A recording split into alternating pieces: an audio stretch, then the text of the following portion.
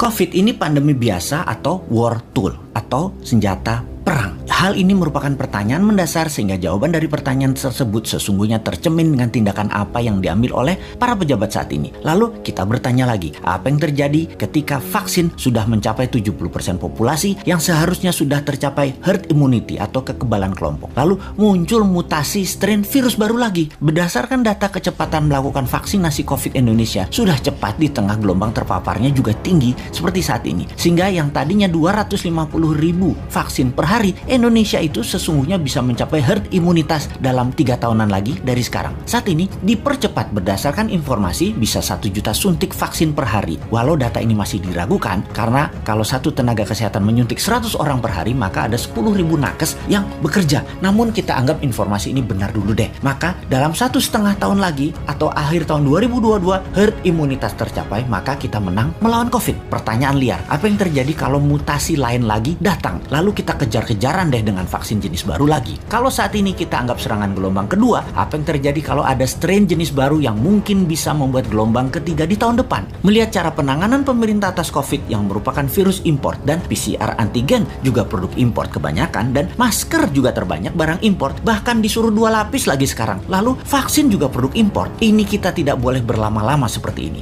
Apa nggak kita balik aja sebaiknya? Inilah masa di mana produk lokal, misalnya masker, harusnya merupakan 90% masker yang beredar di Indonesia saat ini adalah buatan lokal. Antigen tes lokalnya harus 100%. Vaksin lokal harus 50%. Atau obat peningkat imunitas yang lokal harus digenjot. Agar kalau virus mutan lagi, kita nggak terus bergantung impor yang akan membuat ekonomi negara digerogoti uang keluar atau flight capital. Sudah cara bernegaranya membatasi uang beredar menjadi tipis di tanah air, uang tadi ditarik keluar dengan berbagai kebutuhan impor dan tunai di tanah air harus hidup dengan pinjaman dolar asing dan yuan. Rupiah kok jadi nggak berdaulat ya? Pastinya karena kebijakannya terlalu impor. Walau bisa terlihat benar karena semuanya dalam keadaan darurat, tapi kalau bernegaranya daruratnya berkepanjangan seperti ini, sebenarnya bisa nggak masuk kategori salah kelola atau mismanagement bernegaranya. Lebaran tahun 2020 nih ya, kita nggak boleh mudik, pulang kampung, mudik apalah itu. Lalu tahun 2021 berlaku lagi, nggak boleh mudik lagi. Oke lah, kita manut, 2 kali ya kita manut. Walau ada beberapa orang nggak tahan melakukan pulang kampung yang katanya mereka lah penyebab meledaknya gelombang kedua paparan COVID sekarang. Oke lah, argumen ini diterima. Tetapi kalau tahun depan 2022 masih lagi, ini namanya nggak bisa kelola. Setuju nggak kalau hal ini kita sematkan? Nggak bisa kelola negara karena 3 kali berturut-turut kita nggak pulang kampung. Kembali ke pertanyaan awal. Kita bisa simpulkan dari pertanyaan pertama oleh pemerintah saat ini, COVID adalah pandemi biasa, bukan war tool atau senjata perang biologi. Menjawab pertanyaan kedua, kalau ada strain baru, maka sepertinya ya ikut aja atas apa yang akan terjadi nanti. Kumaha engke, tak ada antisipasinya, yang ada hanyalah mudah-mudahan nggak ada mutasi lagi. Kalau terjadi berlawanan, ini senjata biologi